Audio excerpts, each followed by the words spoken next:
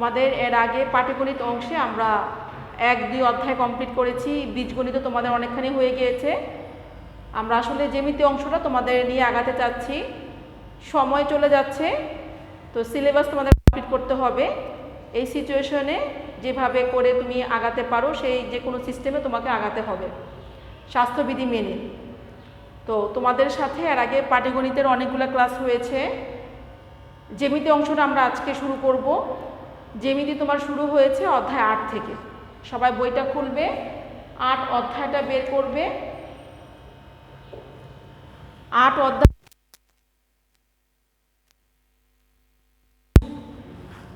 তোমরা ক্লাস 7-এ উপপাদ্য করেছো হচ্ছে তোমাদের ছিল ত্রিভুজের উপর।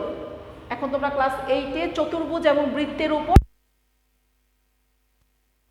এই কাজগুলো করবে।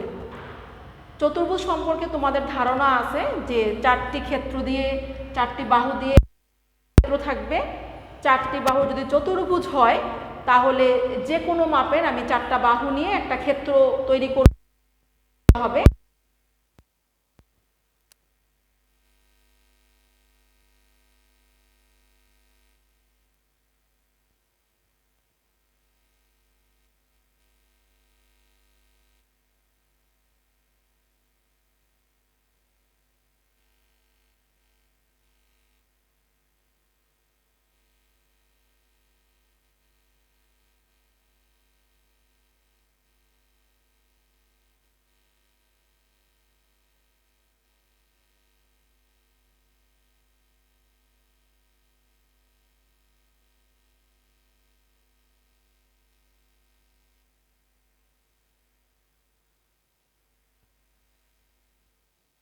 কোণ করতে পারি, 4টা বাহু সমান করতে পারি, 4টা কোণকে সমকোণ করতে পারি, বা বাহুগুলো নেড়ে চেড়ে 4টা বাহুকে আগে পরে নিয়ে অন্য নাম দিব, অর্থাৎ যখন যেই শর্ত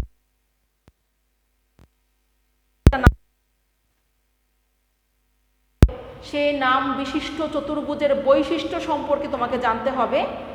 সেই চতুর্ভুজের নির্দিষ্ট চতুর্ভুজের তোমার বিভিন্ন সূত্র জানতে হবে। তাদের ক্ষেত্রফল নির্ণয় করবো কীভাবে, তাদের পরিসীমা বের করবো কীভাবে, তাদের কর্ণগুলো কী করলে বের হবে, কর্ণের মধ্যে সম্পর্ক কি, সমান না অসমান, তাদের মধ্যে কোণ তৈরি হচ্ছে কীভাবে, এই সম্পর্কে তোমাকে একটা ভালো ধারণা থাকলে তুমি সহজেই জ্ঞানমূলক পারবে এবং সহজেই এমসিকিউ অ্যান্সার করতে পারবে। তোমরা জানো যে তোমাদের সৃজনশীল অংশ হচ্ছে 70, 7টা কোশ্চেন, আর 30 অংশ হচ্ছে এমসিকিউ। তাহলে এমসিকিউ বা নৈর্ব্যক্তিক ভালো পারতে হলে তোমাকে প্রাথমিক ধারণা বা নলেজটা ভালো থাকতে হবে। জ্যামিতি সম্পর্কে তুমি যখন জানতে যাবে চতুর্ভুজ, তখন চতুর্ভুজ যত রকমের আছে সব রকমের চতুর্ভুজের বৈশিষ্ট্য এবং সূত্র তুমি ভালো জানলে এমসিকিউ সহজে অ্যান্সার করতে তোমার কোনো কষ্ট হবে না। বাহু দ্বারা একটা আবদ্ধ ক্ষেত্র, এই চতুর্ভুজে কত রকম আছে আমরা সেটা এখন দেখব।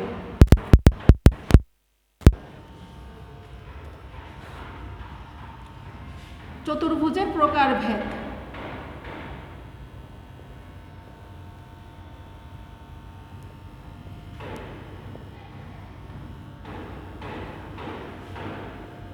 চতুর্ভুজ সাধারণত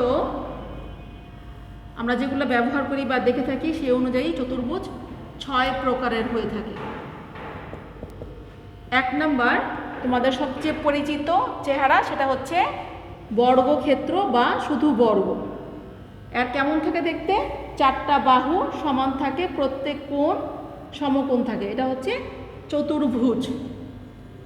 দেখো চতুর্ভুজের মাথায় দেখো তুমি একটু ধাক্কা দিলে এর অবস্থা কেমন হবে, তখন বাঁকা হয়ে এমন হয়ে থাকবে, দেখো এরকম বাঁকা হয়ে যাবে ধাক্কা খেয়ে, তখন তার নাম হয়ে যাবে রম্বস। অর্থাৎ বর্গ থেকে রম্বসের সৃষ্টি হলো। বর্গের যেমন 4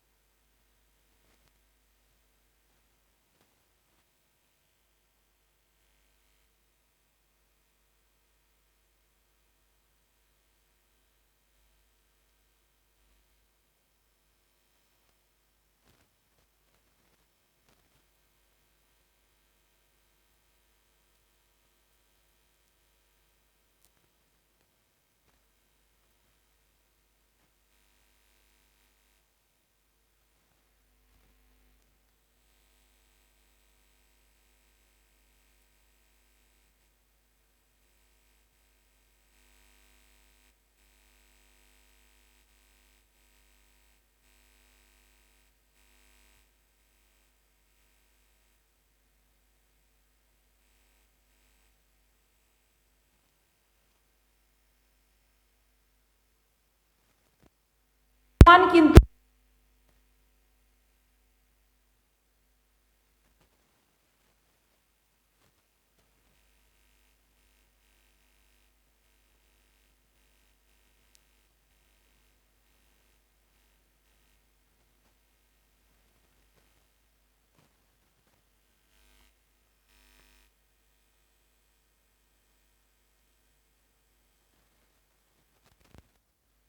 সমান নয় কিন্তু সমান্তরাল।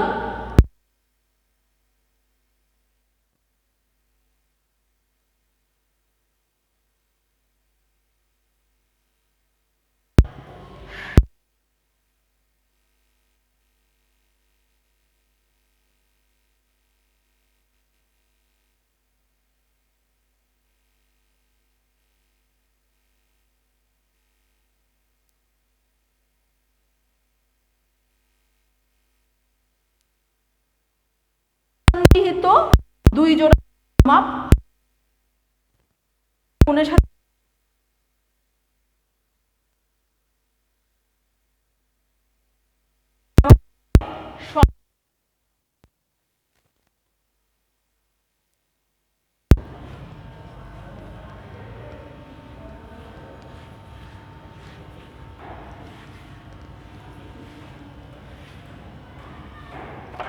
তোমরা অবশ্যই খাতা সামনে রাখবে, বই সামনে রাখবে, যখন যে টপিক লিখবো বলবো লিখে ফেলবে। বর্গের বাহু কেমন, কর্ণ কেমন,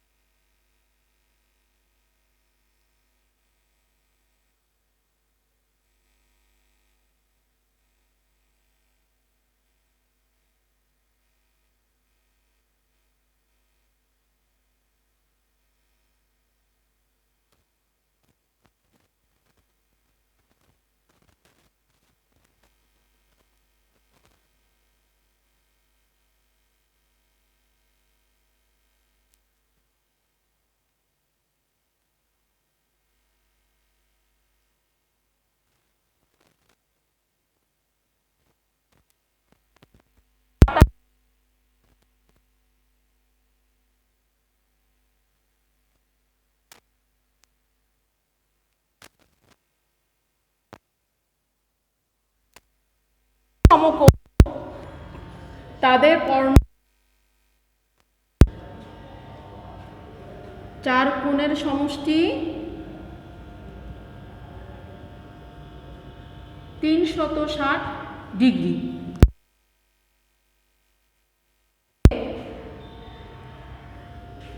যে বর্গের প্রত্যেক বাহুর দৈর্ঘ্য এ একক হলে 1 নাম্বার বর্গের পরিসীমা। দেখো প্রত্যেক বাহুর দৈর্ঘ্য যদি এ হয়, এ এ এ, তাহলে পরিসীমা কি হবে? আমরা জানি যে কোনো ক্ষেত্রে, এই ক্ষেত্রে চারদিকের বাউন্ডারি, চারদিকের মাপটা বোঝায়। চারদিকের মাপ একটা হচ্ছে এ, চারদিকে হচ্ছে এ মাপ বিশিষ্ট। তাহলে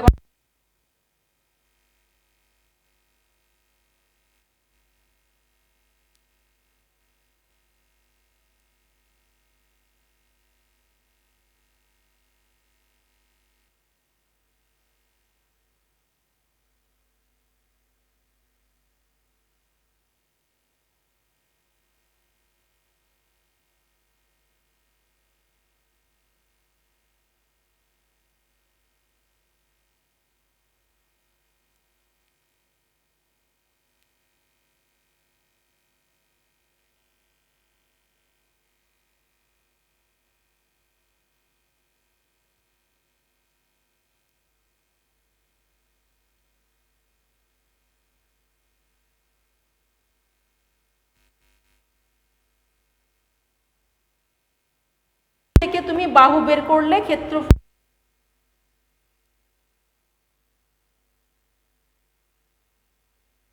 বর্গ করে। বৈশিষ্ট্য এবং এই সূত্র খুব ভালো মতো পারতে হবে। এমসিকিউতে খুবই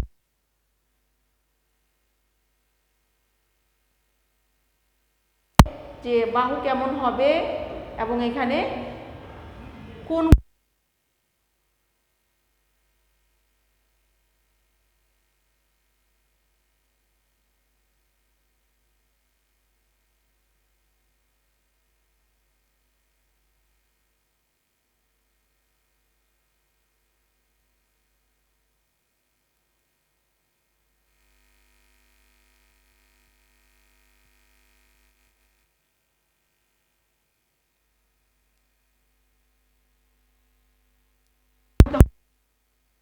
আকৃতি দেখতে দেখো এইরকম,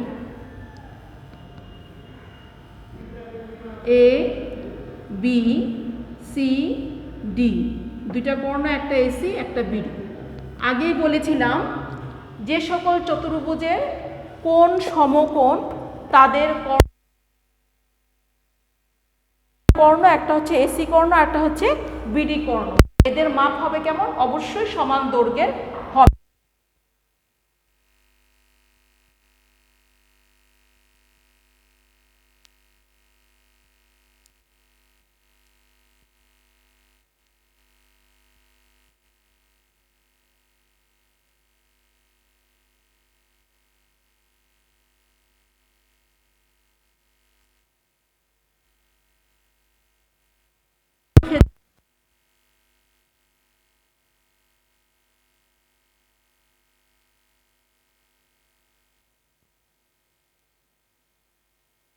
লিখে ফেলবে।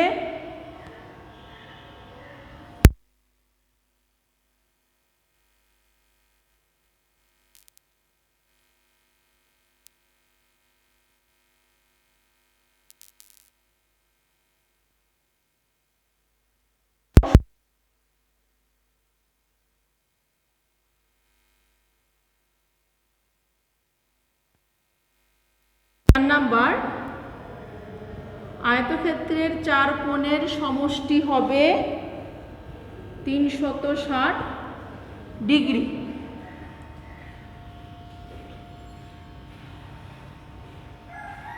এবার হচ্ছে এর সূত্রগুলো কেমন হবে। মাপ একটা বড় আর হচ্ছে ছোট, আমরা দৈর্ঘ্য আর ছোটটাকে বলি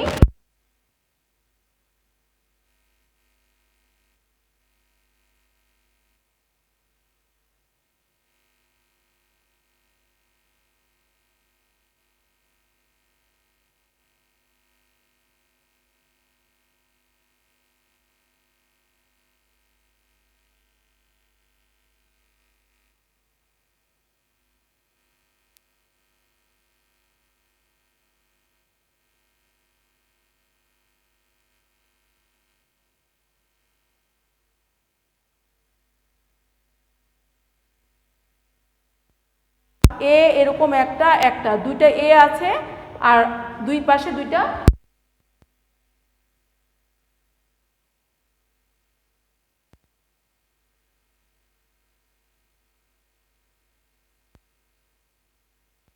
গুণন দৈর্ঘ্য যোগ প্রস্থ, এটা নিয়ে হচ্ছে তোমার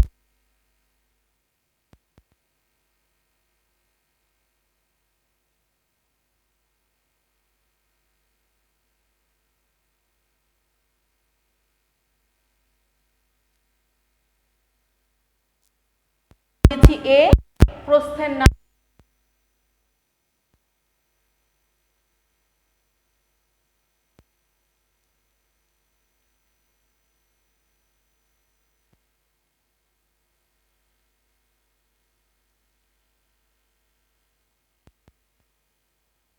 ক্ষেত্রে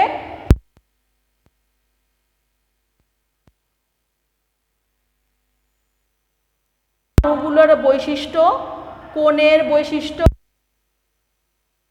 এই তিন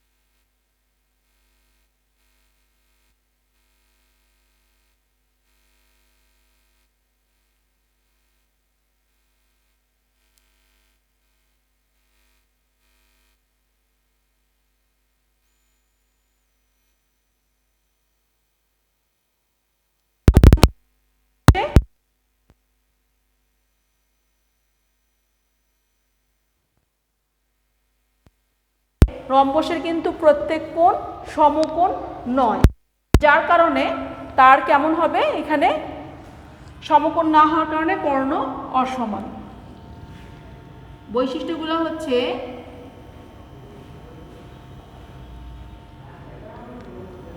চার বাহুর মাপ সমান,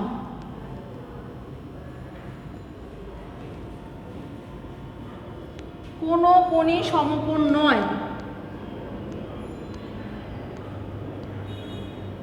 সমকোণ হলে বর্গ হয়ে যাবে।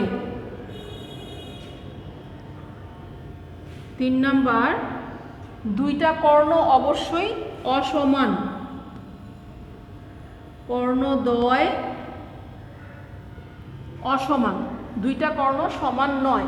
তবে দুইটা কর্ণের মধ্যে একটা মিল আছে বৈশিষ্ট্যের, খুব গুরুত্বপূর্ণ, সেটা কর্ণদ্বয় পরস্পরকে সমকোণে সমদ্বিখণ্ডিত করে, অর্থাৎ একটা কর্ণ আরেকটাকে সমান দুই ভাগে ভাগ করবে এবং প্রত্যেক ভাগে 90 ডিগ্রি করে কোণ তৈরি হবে। দেখো এখানে 90 ডিগ্রি কোণ হবে, এখানেও 90 হবে, এখানেও 90, প্রত্যেকটা কেন্দ্রে 4টা সমকোণ তৈরি হবে। তাহলে রম্বসের কর্ণ দুইটা অসমান এবং কর্ণদ্বয় পরস্পরকে সমকোণে সমদ্বিখণ্ডিত করে।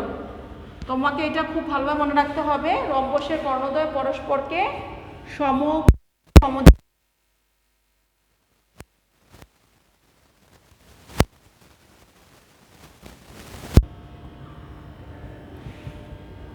পরস্পরকে সমকোণে সমদ্বিখণ্ডিত করে। 5 নাম্বার, রম্বসের 4 কোণের সমষ্টি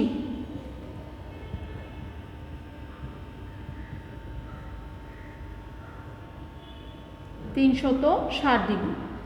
আগেই বলেছিলাম যে যে কোনো চতুর্ভুজের 4 কোণের সমষ্টি অবশ্যই 360। এর সূত্রগুলো হচ্ছে, রম্বসের প্রত্যেক বাহুর দৈর্ঘ্য বর্গের মতো এ একক যদি হয়, দুইটা কর্ণ, একটা কোণের নাম দিচ্ছি D1, আরেকটা কোণের নাম দিচ্ছি D2। রম্বসের প্রত্যেক বাহুর দৈর্ঘ্য এ একক এবং কর্ণদ্বয় D1 ও D2 হলে, 1 নাম্বার, রম্বসের পরিসীমা হচ্ছে 4a, এত একক। 2 নাম্বার, রম্বসের ক্ষেত্রফল হচ্ছে হাফ গুণ কর্ণদ্বয়ের গুণফল, এত বর্গ একক।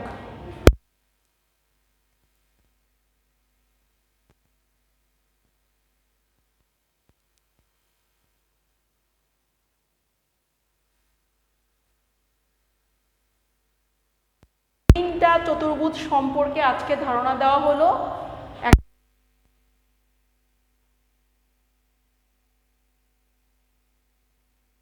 তিনটা চতুর্ভুজ রয়ে গেল।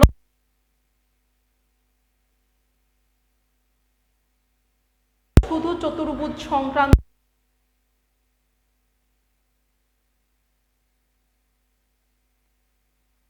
দশম অধ্যায় সংক্রান্ত 3টা ক্ষেত্র দিয়ে তোমাদের 3টা অধ্যায় আছে। 3টা অধ্যায়ের জ্যামিতি তোমাদের জন্য খুব ইম্পর্টেন্ট। যদি তোমার এখন এই অংশগুলো কাঁচা থেকে যায়, তুমি পরবর্তী ক্লাসে যেও কিন্তু তোমার বুঝতে অনেক কষ্ট হবে। এই যে বেস নবম দশম শ্রেণীর আগের ক্লাসগুলোতে, অষ্টম তোমাদের যেহেতু জেএসসি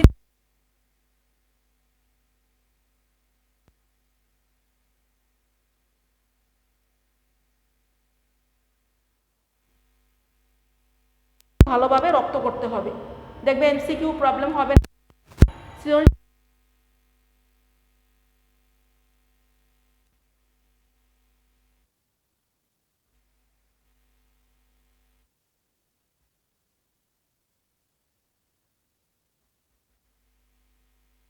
সলভ করবে এবং আমরা যে সংখ্যা